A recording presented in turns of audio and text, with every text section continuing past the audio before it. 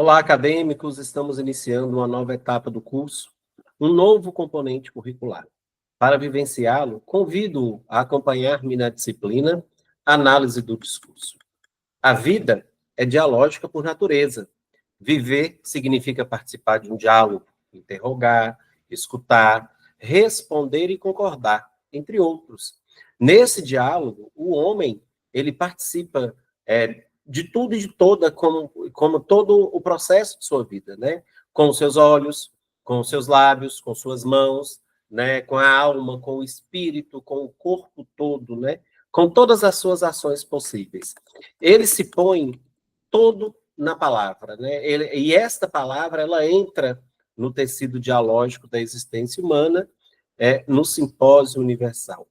Na disciplina Análise do Discurso, trabalharemos inspirados pela fala de Bakhtin, isto é, partiremos da tese de que, como somos seres dialógicos, sempre traremos ou trazemos ao outro a nossa essência. Isso significa dizer que devemos nos reconhecer como sujeito atravessados por valores, por experiências, por posicionamentos identitários, construídos individual ou de forma coletiva. Portanto, sempre seremos seres sociais e, por assim ser, somos reflexo e refração da ideologia presente nas práticas das quais participamos ao nos relacionarmos e ao interagirmos. Sendo assim, começamos aqui as nossas aulas da disciplina de análise do discurso. Eu sou o professor Alex Vanúbio Mendes, sou graduado em Letras, Filosofia, Sociologia e Pedagogia, especialista em educação. Com motivação e feliz por essa experiência, buscarei contribuir com mais um processo de inclusão social através da escola. Os conteúdos são densos, são muitas informações, mas é essencialmente interessante e pode nos levar a descobertas significativas para a nossa vida. Peço que em nossas aulas vocês estejam munidos de papel e caneta para quando surgir alguma dúvida, anotem e depois postem no nosso fórum Tira Dúvida ou mesmo em nossos encontros semanais, que lá estarei presente na data e horário informados previamente. Teremos atividades de consolidação dos conteúdos em nossa plataforma de estudos, que ao realizarem com bastante atenção, dará-lhes plena condição para realizar de maneira objetiva e clara qualquer tipo de avaliação que seja pertinente aí ao nosso curso. Sendo assim, dadas aí as nossas primeiras palavras, vamos iniciar o nosso processo aqui de aprendizagem.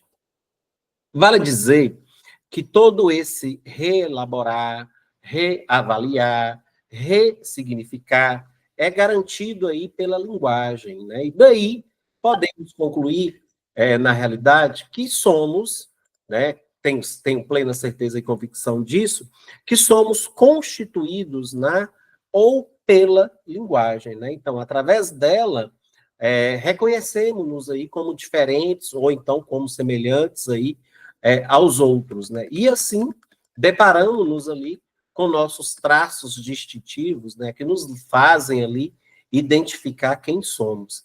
Nessa medida, você consegue perceber o poder aí da linguagem, né? Por essa via, a disciplina de análise do discurso lhe proporcionará momentos de reflexão acerca ali do objeto, né, língua, linguagem, né? E por conseguinte, né, levantará ali questões relativas ali ao discurso, né, ao engendrado ali nas diversas esferas sociais. Inevitavelmente, né, quando se analisa o discurso, deve-se considerar as condições de produção de sentido, os aspectos socio-históricos, né, que movem sua produção, os sujeitos interactantes ali que participam desse processo, imagens trocadas, enfim, né, devem-se desvelar aspectos linguísticos, textuais e discursivos ali, que delineiam ali tanto o dito quanto o não dito, né? Haja vista ali que as duas instâncias se interessam pela produção de sentido, e eu tenho certeza que vocês concordam com isso. Então, há que se assinalar que acreditamos, né, que você já tem estudado ali várias abordagens teóricas da linguística, né? Haja vista que vocês estão aí no 8º período. Então, vocês já viram correntes, né? Muitas das vezes ali, situações opostas, ângulos, né? Vieses diferentes sobre o mesmo objeto de estudo. Claro, né? A ciência da linguagem, ela é múltipla, né? Ela é plural. Mas agora, né? Se a gente parar para analisar, a primeira pergunta que eu preciso fazer para vocês é: qual é o papel da disciplina análise do discurso? Gente, sobretudo, né, para o curso aí de licenciatura, é vital, né, porque ela permite ali ao aprendiz ampliar sua visão sobre linguagem, claro, considerando aspectos que vão além do verbal. Então, nesse contexto, a história ela ganha importância, porque ela dará os contornos ali da construção discursiva. Então, dessa forma, já estamos construindo o conteúdo da nossa disciplina. Quanto lá no início eu disse da escolha da voz de Bakhtin, ela não é feita de maneira aleatória, mas ela é proposital, né? Por quê? Porque ele é filósofo, né? Ele é mestre ali no jogo da linguagem, porque ele provoca, né? Ele instiga ali os mais variados efeitos de sentido, né? Com essa interação verbal. E acaba que contesta ali a ideia da língua homogênea, estática, né, monótona, provando ali que a língua ela é identidade, é mergulho profundo ali nas entranhas culturais e sociais ali de um povo sabido, né, e muitas das vezes incompreendido. Então rompe paradigmas, né, e ensina, acaba nos ensinando ali a perceber a linguagem, né, dessa forma heterogênea que ela né, incongruente que ela inconsistente que ela né, inconstante que ela como se fosse o único meio possível de nos fazer entender, de nos fazer compreender. Mas retornando à citação inicial de Bakhtin, veja o quanto ela é adequada, né, aos propósitos da nossa disciplina, visto que desejamos e esperamos instaurar um diálogo aí com você acadêmico para poder propor questionamentos, interrogações e, por que não, ajudá-lo aí, né, a chegar a algumas respostas. Então, uma vez claro que também para o autor, né, a compreensão já é uma própria resposta. Diante disso, gente, esperamos que você esteja disposto a dialogar aí com os novos, né, e com os velhos saberes, a permitir ali que alguns conhecimentos sirvam a outros searas, enfim, né, que você possa revisitar abordagens aí na busca incessante de alguém que participa de um processo formativo contínuo. Então, vamos aprender um pouco mais sobre esses processos, né, sobre esses fenômenos no decorrer dessa disciplina, contando com a sua postura flexível e, claro, extremamente interessada. Trataremos ali de aspectos, né, de modalidades bastante atraentes da análise do discurso, relevando ali a riqueza do hibridismo, que aterriza, né, não só no texto, mas também no contexto em que tais textos eles emergem. Então, com essa disciplina, esperamos que você descubra caminhos divertidos para ensinar a língua na sala de aula, que planeja ali atividades reveladoras do uso ali do discurso de maneira criativa, envolvente, pulsante, né? Gostaríamos de colaborar para uma visão aí de língua dinâmica, né, capaz de provocar ali as mais diversas reações nas interações ali com os outros, né, seja de rir, de chorar, de lamentar, de alegrar, enfim, de se relacionar, né? E é isso mesmo, o convite que a gente tem para que a gente interaja é esse, né? Foi colocado. Vamos seguindo, vamos em frente, né? É nosso primeiro encontro e nós temos aí muita coisa aí para poder relacionar ainda, né? Mas colocar a questão da subjetividade ali como o centro das teorias linguísticas, né? Na realidade, é uma preocupação que ela é recente, ela não tão, né, de tanto muito tempo, né? E ela também não é generalizada, né? Então, até antes ali do surgimento das teorias da enunciação, a língua, ela era considerada como uma entidade que era uma entidade ali abstrata, né?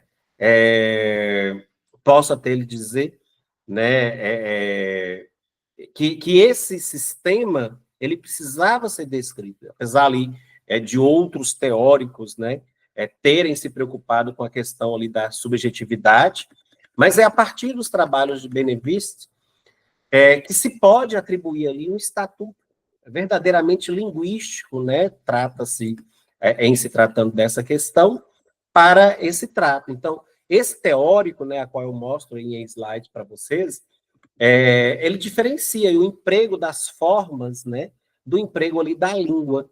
Então, o emprego das formas permite isolar ali um fato linguístico, né? O que seria esse fato linguístico? É essa questão fonológica, morfológica, enfim, né?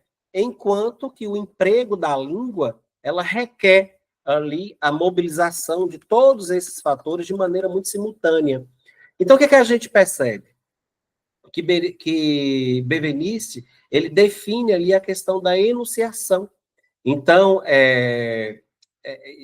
e acaba tendo ali, como consequência, né, a inscrição dos sujeitos ali na língua.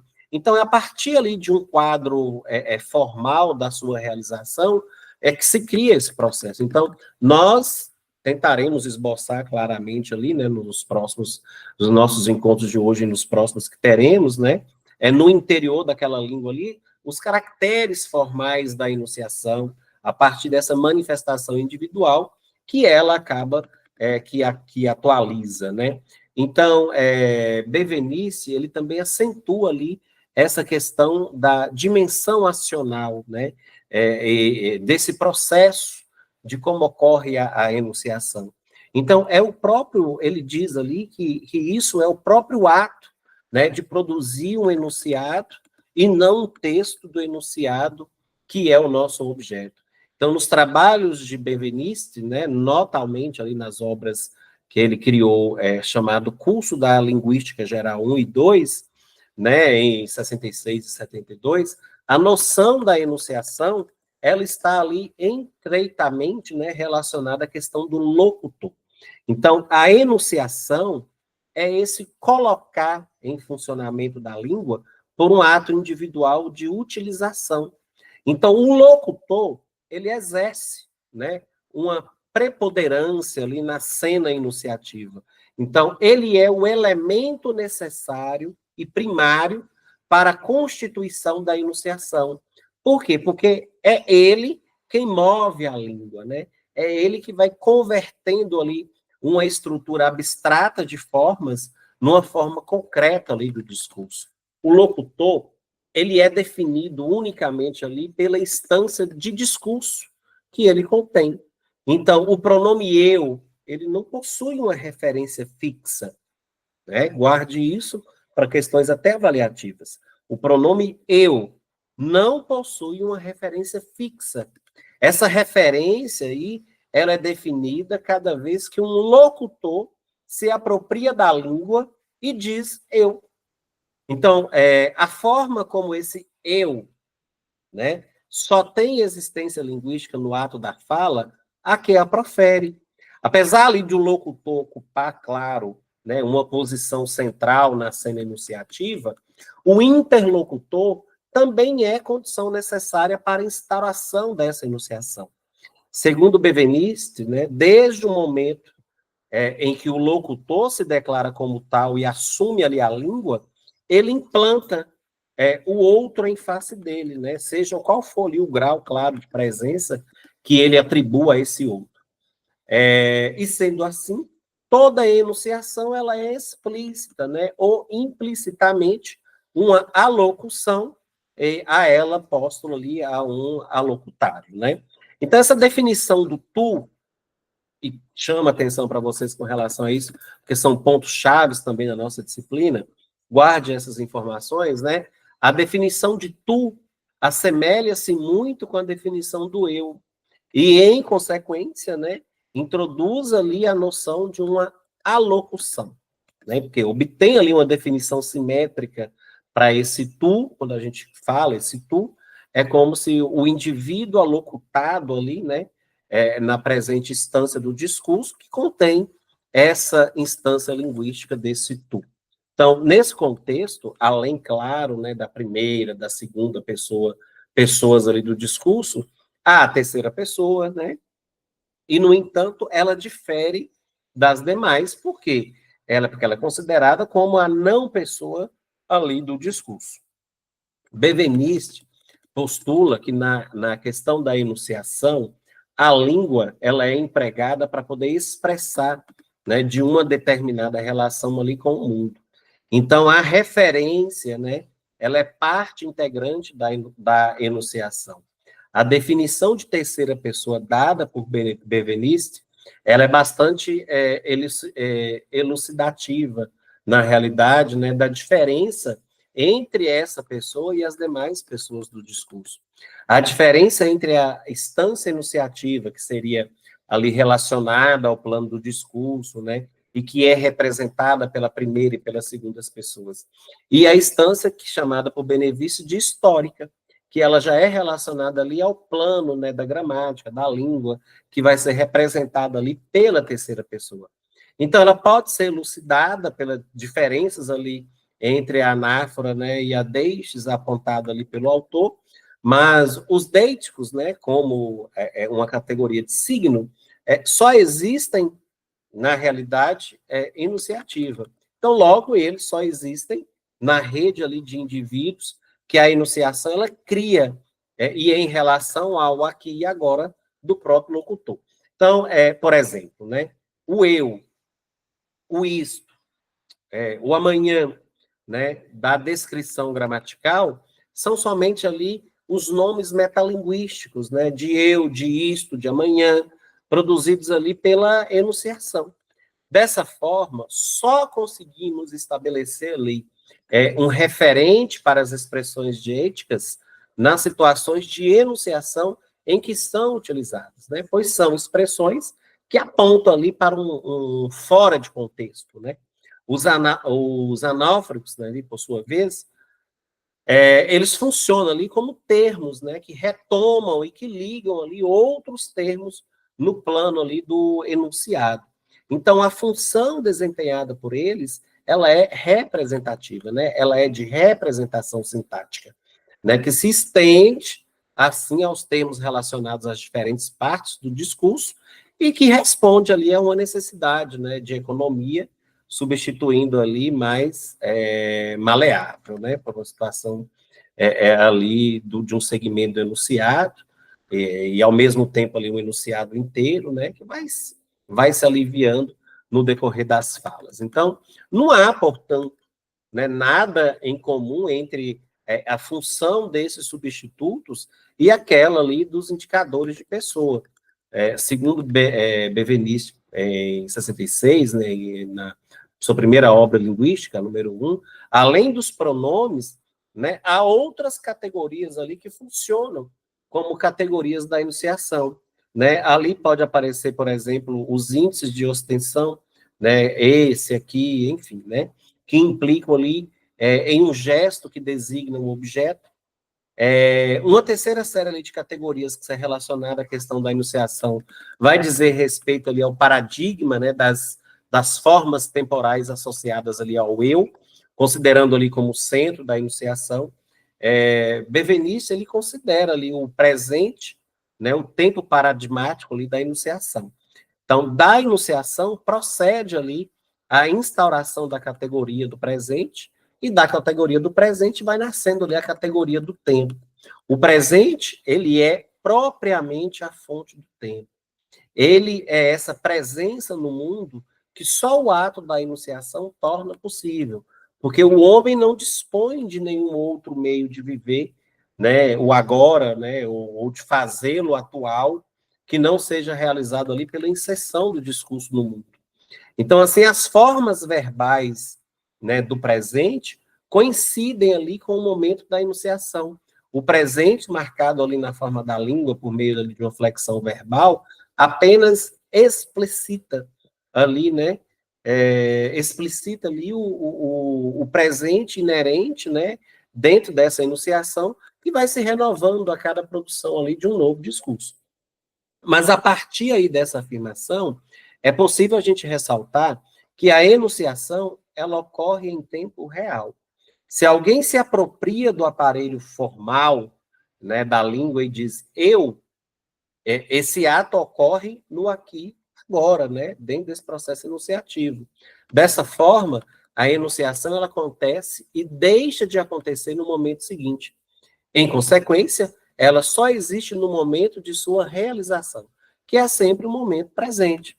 O ato do discurso que enuncia esse eu aparecerá, né, a cada vez ali que ele é reproduzido como o mesmo ato, né, para aquele que o entende. Mas para aquele que o enuncia, é cada vez uma criação de um ato novo. Né? Por mais que seja ele ali 1000 vezes repetido, pois ele realiza ali a cada vez a inserção ali do locutor, né? Num momento novo ali no tempo, numa textura ali diferente da circunstância, né? E do discurso, mesmo assim, é um momento novo. Então, com essa realização vocal, a enunciação, né, ela tem um caráter único, né, irrepetível, pois ela não pode ser repetida ali de modo extremamente idêntico pelo mesmo falante, né? Pois mesmo mesmo que o mesmo falante repita uma mesma frase, toda vez que ele for repetir essa mesma frase, ele já vai ter ali, num tempo e num espaço posterior, algo muito diferente do que ele fez ali proferimento, né, lá naquela primeira ação que ele fez ali ao fazer a criação dessa primeira frase ali. Mas, enfim, a gente consegue organizar e visualizar esses primeiros passos nossos com exemplos, né? E esses exemplos ele traz para a gente aqui, como nessa tirinha, né? Essa questão do tempo, né? Dessa análise ali que a gente tem. Pessoal, o que a gente precisa organizar dentro desse contexto? A gente sabe ali que os deíticos, né, são palavras, ou então são expressões, né, que dependem ali do contexto da enunciação para eles terem ali um significado completo. Então, eles apontam, olha a importância disso, eles apontam para elementos da comunicação. Que elementos que são esses? O tempo, o espaço, as pessoas, e isso vai variando conforme ali o momento, né? Conforme o lugar onde está ocorrendo essa fala. Nessa tirinha, por exemplo, olha o que a gente percebe, que ocorre ali a utilização da palavra amanhã diversas vezes, né? Nos 3 primeiros quadrinhos, esse amanhã, ele funciona ali como um deítico, né, de tempo. A cada vez que esse personagem vai tomando essa palavra, que ele vai repetindo essa palavra, vai assumindo ali o papel de locutor. Por quê? Porque ele enuncia esse amanhã.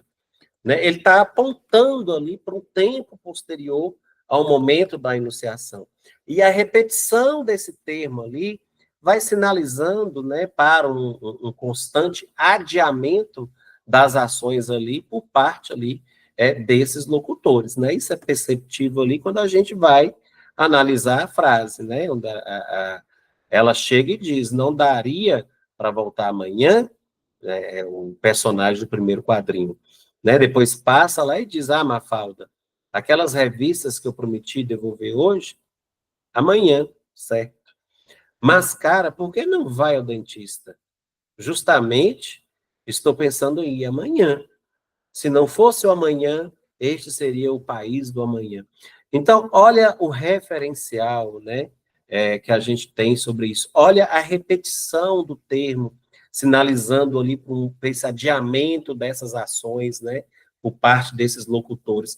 Todos acharam um amanhã para um adiamento, para um sentido diferente, para uma construção de linha de pensamento. Inclusive, a última fala aí, que é proferida aí pela locutora Mafalda, né, ela explicita essa crítica, né, por meio aí do uso do amanhã como deítico, né? Se não fosse o amanhã, né, o amanhã ali seria essa expressão referencial, né? Este seria ali quando ela cita, né, primeiramente aqui, voltando no quadrinho, se não fosse o amanhã, esse amanhã, né, dá ali uma referência, né, a esse espaço de tempo.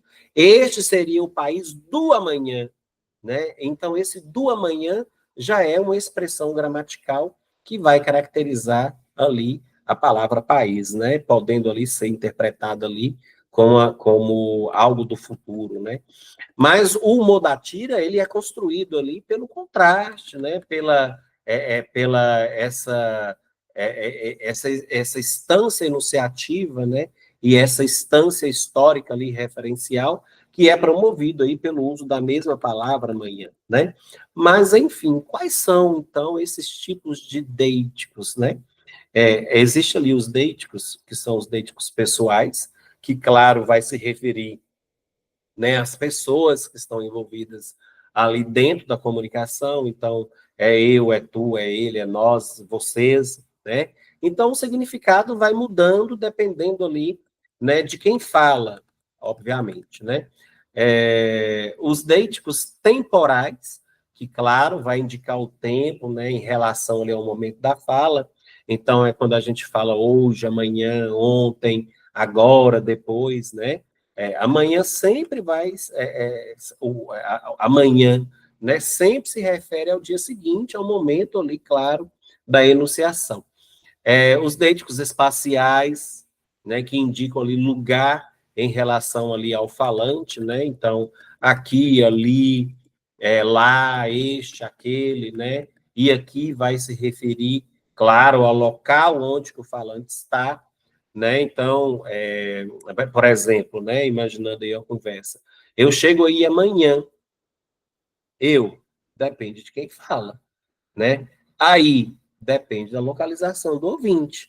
Amanhã depende do dia que essa fala foi dita, né? Então são situações aí da qual que a gente precisa, né, analisar dentro do contexto aí da qual a gente está se tratando, né? Dando continuidade aí, né, aos trabalhos de Benveniste, né, e Kerbrat, ele faz ali um inventário, né, e a descrição ali dos lugares de ancoragem, em que mais se manifesta essa questão da subjetividade ali na linguagem, né.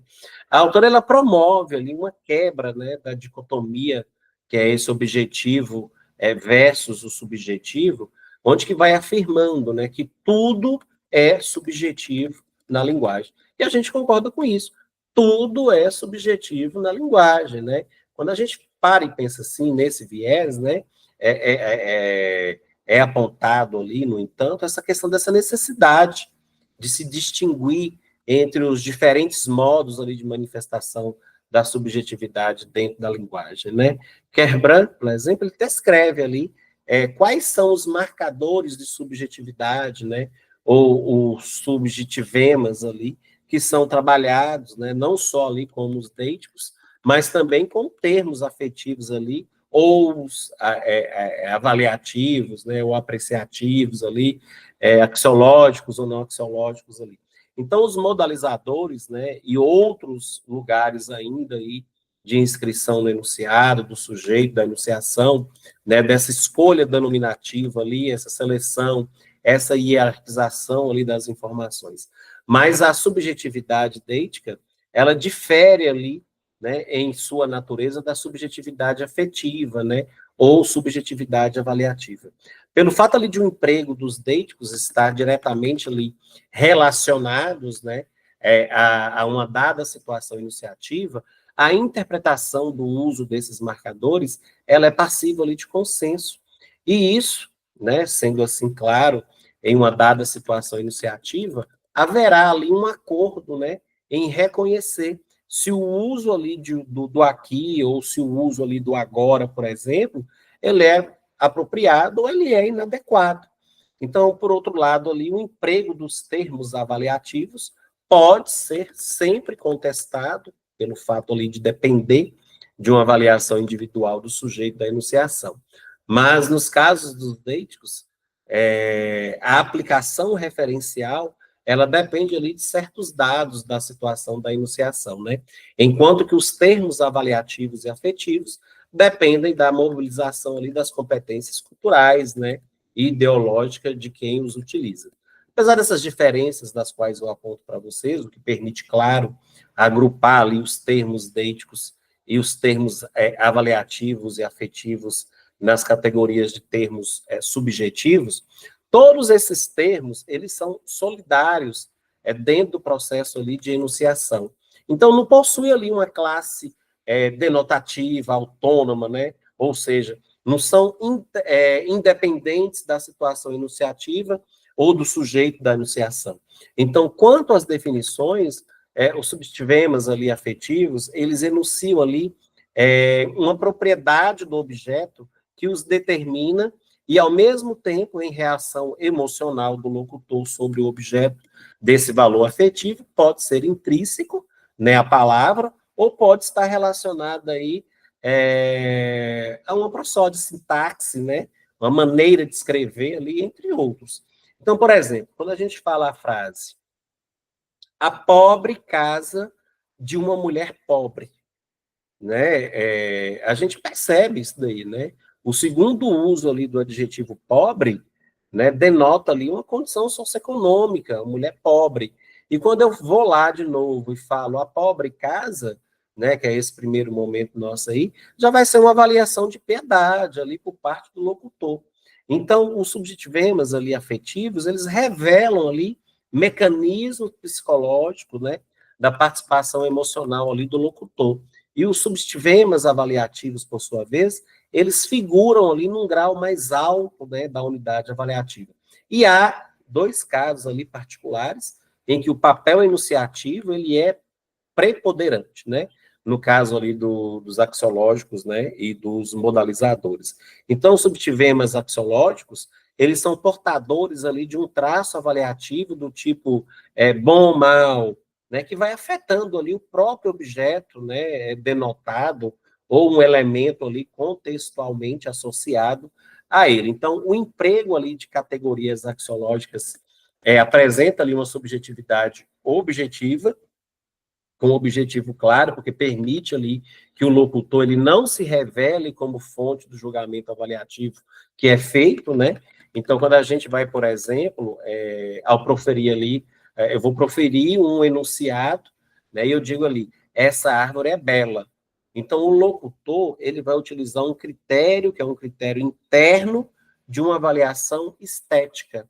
Essa árvore é bela, né? Essa árvore é a mais bonita do que a média das árvores que eu conheço, né? Que parece, no entanto, ali pertencer ali à própria natureza do objeto. Então, ao qualificar, né, ali, ou ao insultar algo ao locutor, algo ali a alguém, né? O locutor ele utiliza expressões ali que produzem, né, o efeito de pertencerem à própria natureza do interlocutor, camuflando ali que o que foi dito, né, sendo, na verdade, ali um posicionamento que é um posicionamento pessoal do locutor em relação ao interlocutor, em relação ao objeto.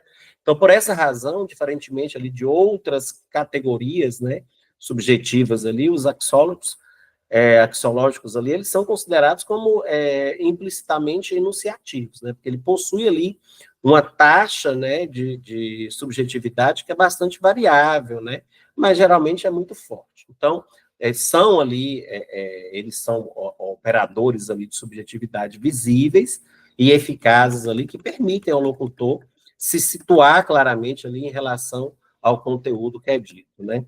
E vejam aí como que isso ele fica evidenciado já dentro de alguns aspectos, né?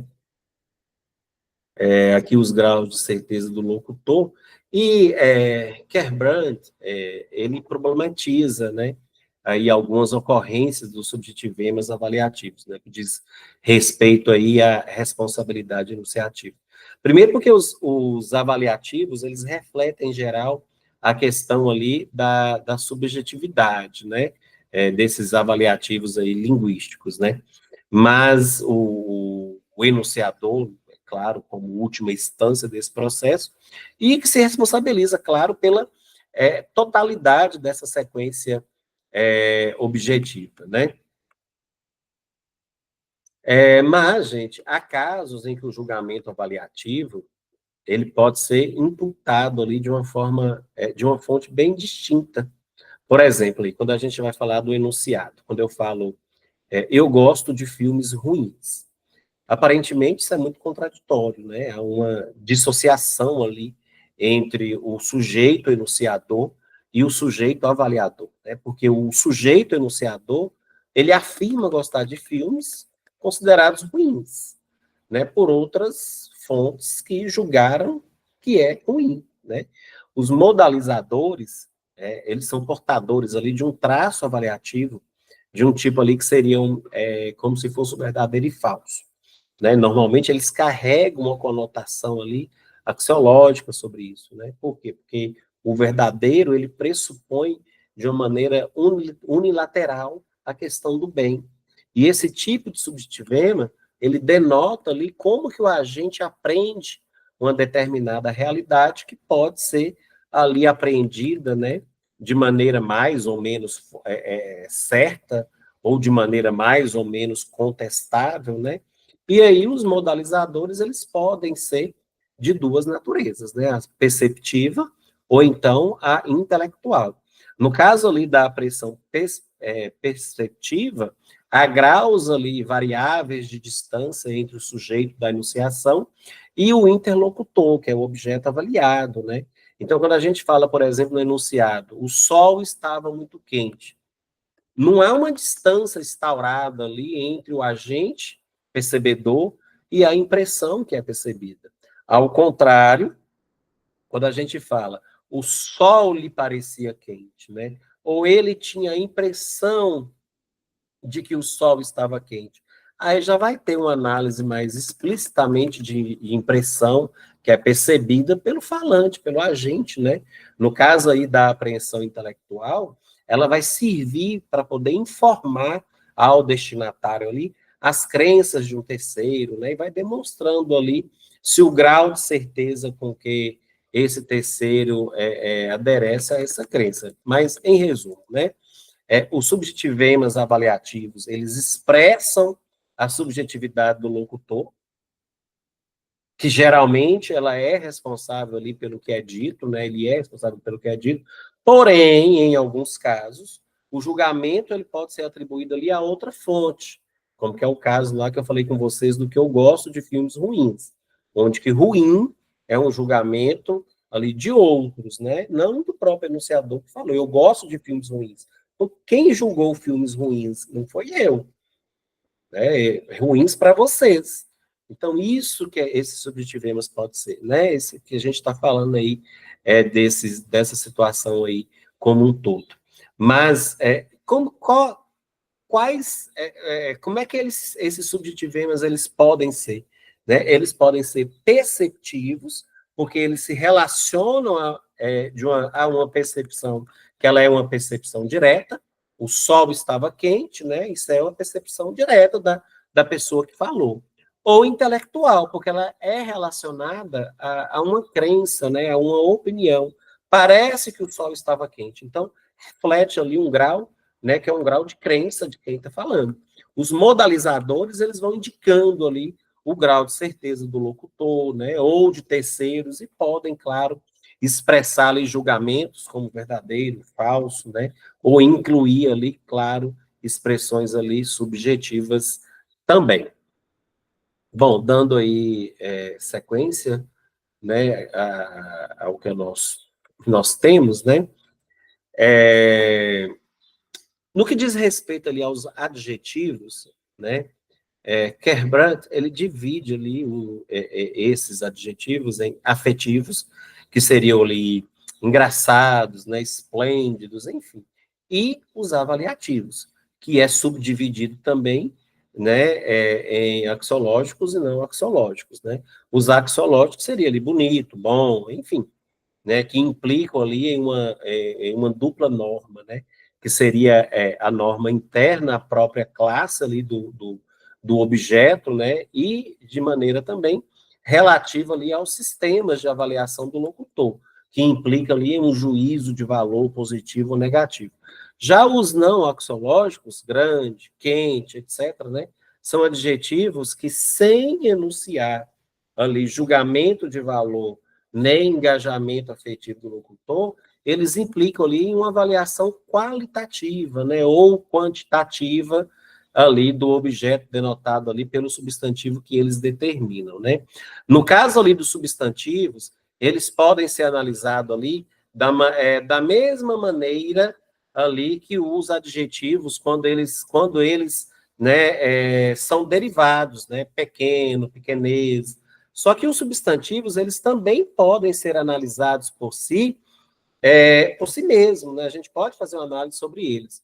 E não apenas ali como derivados de adjetivos, né? Podemos caracterizá-los também como axiológicos, né? Que são pejorativos, melhorativos, e como nomes ali de qualidade, né? Como a gente coloca ali a questão do gênio, do idiota, enfim.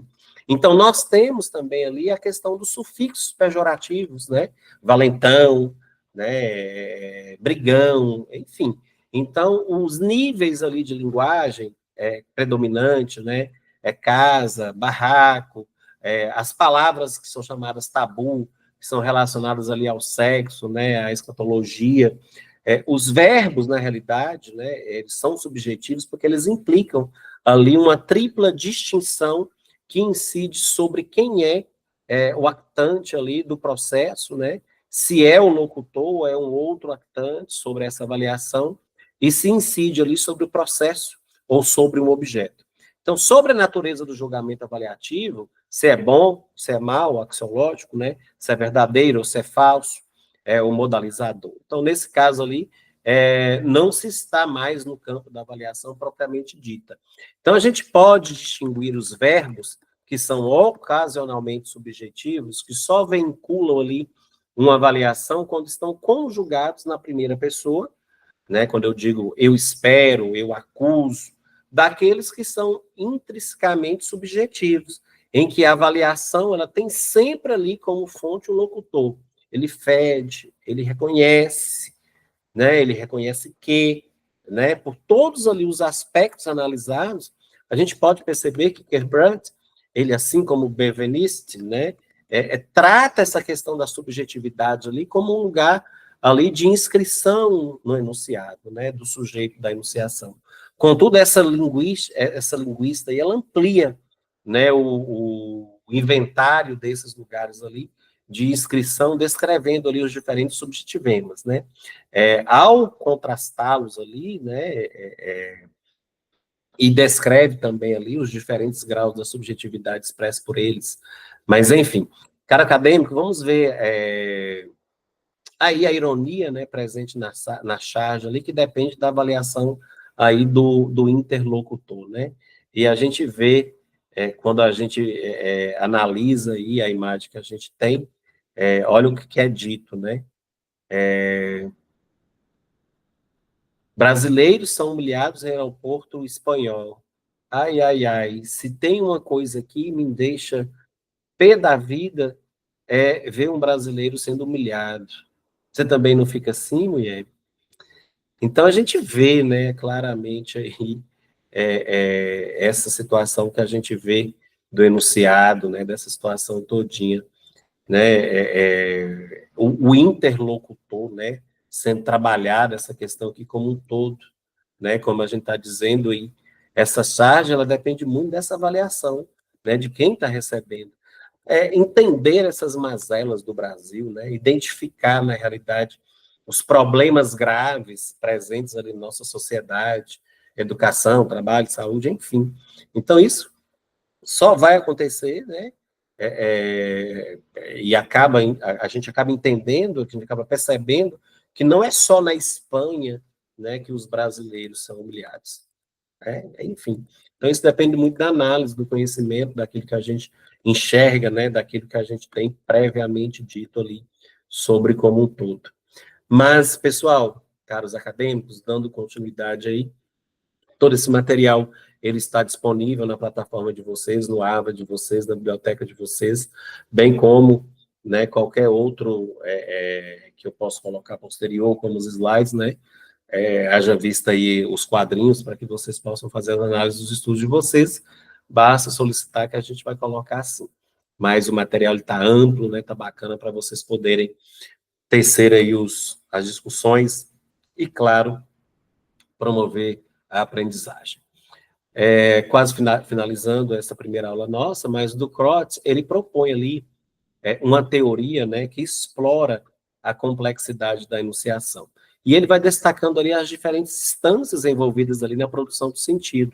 Então, ele enfatiza ali que o sentido de um enunciado, ele é influenciado tanto pelo contexto, quanto pelas intenções do locutor, né, e que há ali uma separação entre a entidade abstrata da linguagem, que seria ali a frase, né, o texto, e essa realização ali concreta, né, que é o enunciado, o discurso.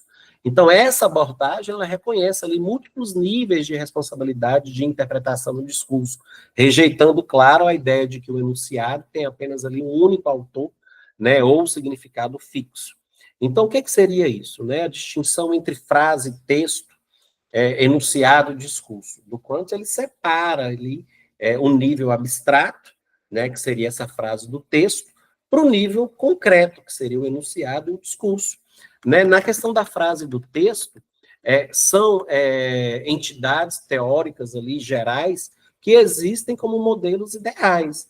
Né? O enunciado e o discurso são realizações específicas ali dessas entidades abstratas, produzidas ali em um contexto, né, particular, de tempo, de espaço, como eu falei anteriormente, e ele usa analogia entre esse modelo, né, esse type, esse token e essa realização, para poder explicar essa diferença. Em segundo plano, vem a questão dos atos, né, da fala e os subentendidos, né, que a gente vê isso muito, muito claro nas nossas produções linguísticas, né? Nos atos enuncianários mesmo, o sentido ali de um enunciado, ele inclui a ação que ele realiza. Então, por exemplo, em vem, quando eu digo vem, o enunciado, ele não é apenas uma frase abstrata, né? Mas ele é um ato que expressa ali a intenção de dar uma ordem para alguém. No caso ali de algo subentendido, o enunciado ele transmite informações que não estão explicitamente ditas, né? Mas que o locutor ele quer comunicar. Quando eu falo Pedro, lava a louça, então pode implicar, né? E você não lava, né? Então depende muito da intenção do locutor, né? O sentido ali ele é ampliado pela interpretação do contexto. Em uma terceira situação, né, vem ali os elementos da enunciação. Do Crotts, ele identifica ali três figuras principais no ato da fala, né, que é o sujeito falante, que é o autor empírico ali do enunciado, né, ou seja, a pessoa que fisicamente produz a fala, o locutor, que ele é o responsável pelo enunciado, né, que assume ali a autoria do nível do discurso. Então, por exemplo, ali, ao assinar um documento oficial, o signatário ali se torna o locutor, mesmo que ele não tenha redigido o texto, né? O enunciador, ele é uma figura abstrata, criada ali pelo locutor para poder expressar um ponto de vista ali no discurso, né? E o locutor, ele pode distanciar do enunciador e atribuir a ele uma posição ou então uma atitude, né? Por quarto momento, a gente vê a questão da dimensão intencional e contextual. Então, o sentido ali de um enunciado, ele é determinado pelas interações ali do locutor, né, ou pelo contexto da enunciação, e a mesma frase, ela pode adquirir significados diferentes, dependendo ali, claro, do tempo, do lugar, né, da circunstância em que ela é usada. Então, a linguagem humana, ela permite que um enunciado comente ali, né, sobre suas próprias produções, né, por exemplo, ali expressões irônicas, né, situações negativas que revelam ali camadas de interpretação ou de intenção que vão além do que é dito diretamente, né? Vem a questão da relação entre a linguagem e o contexto, né? Do Crotts ele destaca a importância do contexto na interpretação, né? As variáveis intencionais ali como propósito do locutor, né? Ou as referenciais ali do próprio discurso, que só pode ser entendido em situações concretas, né? E ele também introduz a ideia de que a enunciação ele é um evento histórico e único, né? Não basta entender a frase abstrata, é necessário compreender a situação em que ela é dita, né? E tem aí a distinção entre o locutor e o enunciador também, né? O locutor, ele é o porta-voz, ele é responsável ali pelo enunciado, enquanto que o enunciador, ele é uma construção no discurso que reflete ali um ponto de vista. Então, essa separação, ela permite que o locutor apresente ali ideias ou atitudes de um enunciador sem se comprometer totalmente com elas, né? Enfim, mas e vem também, claro, também muito importante, os exemplos de uso na linguagem, né? Na ironia, o locutor ele apresenta ali uma posição absurda de um enunciador, sem se comprometer com ela. Então, quando a gente fala ali, Marguerite Duras não escreveu só merda, ela filmou também. Então, o locutor, ele ironiza, né? Ele critica ali a obra da autora. A questão da negação, o locutor, ele rejeita diretamente ali a posição que é atribuída ali ao enunciador, né? Quando eu falo, não me abandone, implica aí uma questão de negação de um cenário hipotético, né? Em que o abandono já está em curso, né? Ou já é até temida, né? Mas olha lá, olha só, né? Veja aí a integração dessas categorias, né? Essa tirinha, ela utiliza aí o tempo, o espaço, né? A pessoa para destacar a questão da subjetividade na linguagem, né? Quando vocês forem fazer a análise, o que que a gente percebe dentro desse primeiro quadrinho ali? Que é o uso de vocês, né? Esse vocês instaura ali o alocutário dentro do discurso, né? Enquanto que a palavra frente, né, no segundo quadrinho, ela funciona ali como um índice de ostenção, né, apontando ali para algo no mundo. E lá no terceiro quadrinho, quando a gente fala lá, né, está indicando um local distante do locutor, né? E lá, por último, no quarto, né, os pronomes minha e tua vão reforçando aí essa subjetividade, né, ao marcar ali as posições do locutor, do interlocutor. Mas a fala final de Mafalda, ela expressa ali uma avaliação crítica, irônica, né, conectando ali o seu ponto de vista de uma maneira individual, né, é uma ideia ali de senso comum sobre essa dificuldade da humanidade em ir para frente, né. Então, há uma ambiguidade na expressão frente, né? Frente é dito como uma direção de espaço ou de progresso, acaba contribuindo aí para o humor na tirinha, né? E os deíticos, né, ali como lá, minha, tua, eles podem ser ali entendidos no contexto, obviamente, né, mostrando ali a sua flexibilidade. Então, esses elementos paralinguísticos, né, como o negrito, eles acabam reforçando aí a emoção, né, o conflito entre os personagens, e assim, né, como a gente vê, né, essa tirinha, ela combina, né, a linguagem, né, o contexto, a subjetividade, para poder criar ali um humor, né, para poder fazer aí essa reflexão que a gente está indo. Então, para onde vocês acham que a humanidade está indo? Para frente, é claro.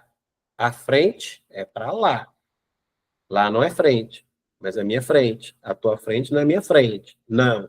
Estou começando a entender por que está tão difícil a humanidade para frente, né?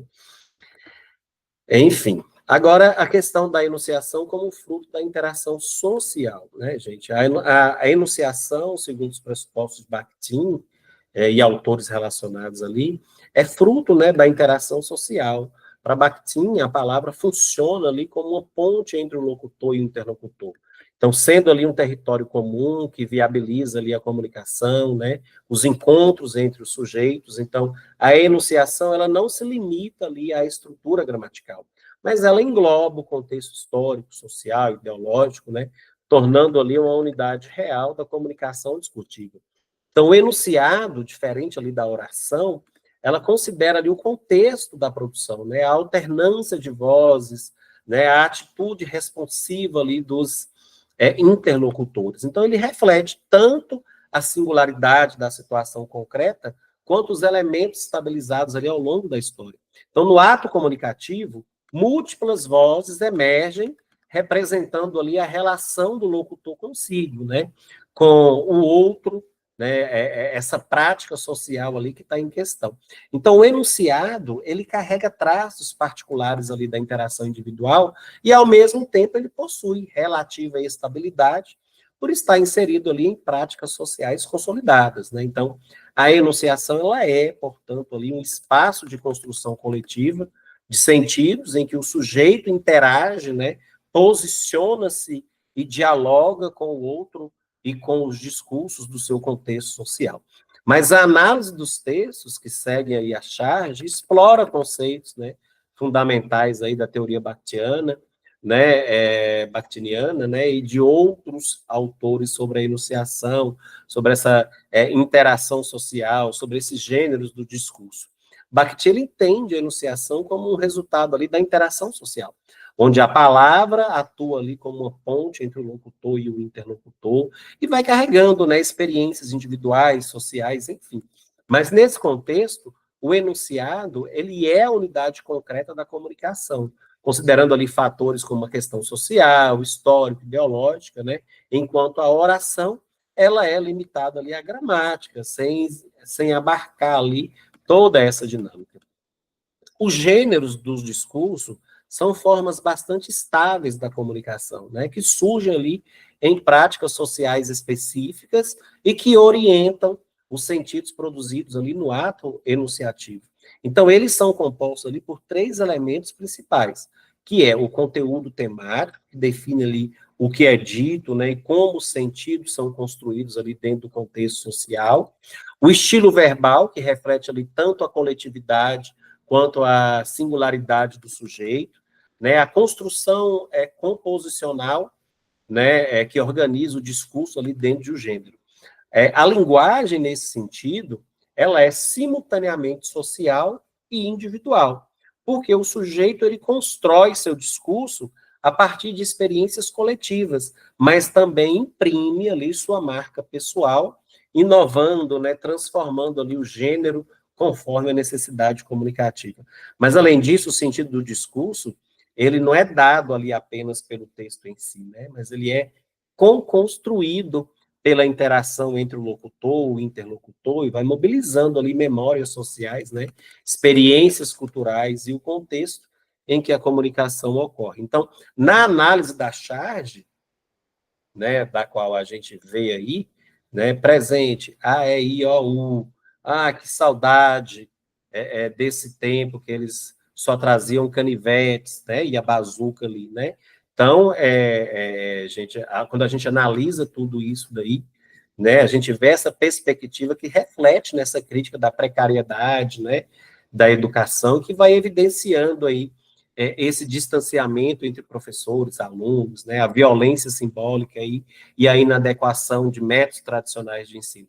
Então, dessa forma, os textos, né, a charge, elas dialogam ali ao destacar a importância da interação social, né, dos gêneros discursivos ali na construção dos sentidos, né, na compreensão crítica das questões sociais, né. E para que a gente finalize, né, que eu sei que vocês já devem estar bem cansados, mas é extremamente importante que a gente conheça todos esses primeiros aspectos, né, mesmo porque a gente vai seguindo. Observe aí o gênero, que é o anúncio publicitário que é dirigido aí ao público que intenciona ali passar no vestibular, né. Percebam o que está escrito, né?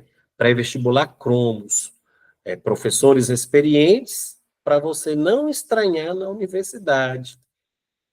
Bom, gente,